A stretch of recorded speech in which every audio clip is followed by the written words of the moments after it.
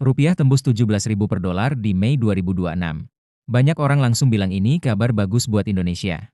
Kita kan negara komoditas, ekspor pasti makin untung. Begitu kira-kira yang ramai dibahas di media dan medsos. Tapi tunggu dulu. Ada fakta yang jarang banget dibahas di balik angka itu.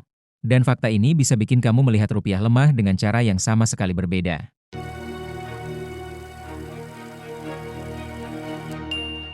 Oke, mari kita mulai dari yang kelihatannya positif dulu. Memang benar, saat rupiah melemah, revenue ekspor yang dihitung dalam rupiah otomatis naik. Misalnya, kalau kamu jual nikel seharga $1, dulu dapat Rp15.000. Sekarang dapat Rp17.000 lebih. Secara angka, kelihatan untung besar. Tapi ini cuma setengah dari cerita yang sebenarnya. Yang tidak banyak orang hitung adalah sisi biaya operasionalnya. Dan disinilah masalah besar itu tersembunyi.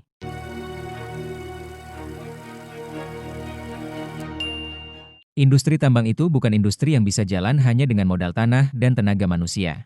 Mereka butuh alat berat, ekskavator, dump truck, mesin drilling. Mereka butuh suku cadang yang sebagian besar diimpor dari luar negeri. Mereka butuh solar industri dalam jumlah sangat besar setiap harinya. Dan hampir semua kebutuhan itu dibeli menggunakan dolar. Artinya, saat rupiah melemah ke Rp17.000 lebih, biaya operasional langsung ikut naik. Bukan naik sedikit, ini bisa naik signifikan seiring pergerakan dolar. Hampir 40% dari total biaya operasional tambang terdiri dari komponen berbasis dolar. Jadi bayangkan, revenue naik sedikit dalam rupiah, tapi biaya naik lebih besar juga dalam rupiah. Hasilnya, margin keuntungan perusahaan tambang justru makin tipis. Bahkan bisa negatif untuk perusahaan yang struktur biayanya sangat bergantung impor.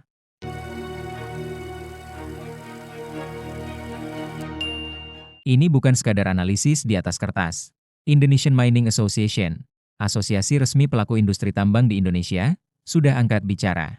Kementerian ESDM juga mengeluarkan pernyataan serupa di tahun 2025 dan 2026. Mereka menyebut pelemahan rupiah di atas Rp17.000 sebagai beban tersembunyi bagi industri tambang. Ada dua poin besar yang mereka soroti. Pertama, utang dolar perusahaan tambang langsung membengkak nilai rupiahnya saat kurs melemah. Kalau utangmu 100 juta dolar, saat kurs Rp15.000 nilainya Rp1,5 triliun. Saat kurs Rp17.000, nilainya jadi Rp1,7 triliun, padahal utangnya sama saja. Kedua, biaya pengadaan peralatan impor naik 15 hingga 20%. Itu bukan angka kecil buat perusahaan yang margin keuntungannya sudah tipis. Kenaikan biaya sebesar itu langsung memangkas profitabilitas secara nyata dan terukur.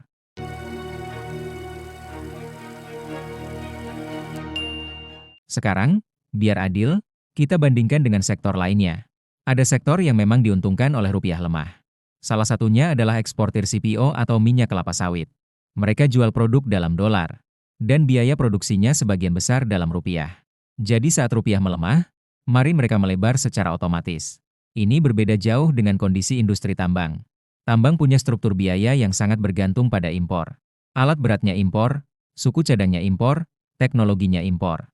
Makanya dampak pelemahan rupiah pada dua sektor ini tidak bisa disamaratakan. Satu diuntungkan, satu justru tertekan.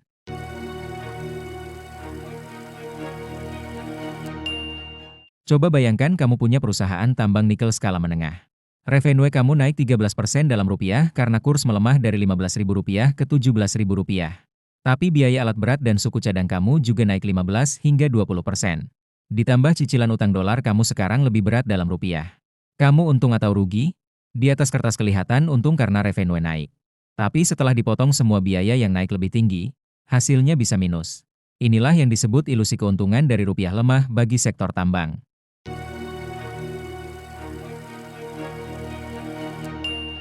Jadi, jangan langsung percaya kalau ada yang bilang rupiah lemah selalu bagus buat ekspor Indonesia.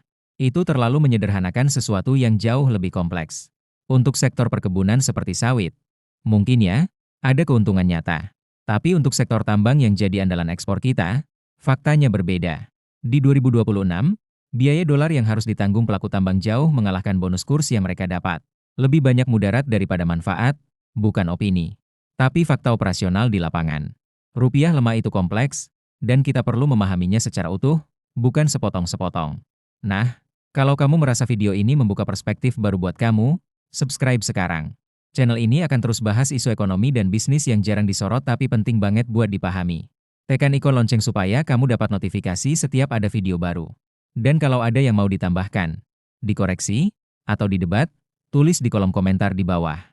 Sampai jumpa di video berikutnya.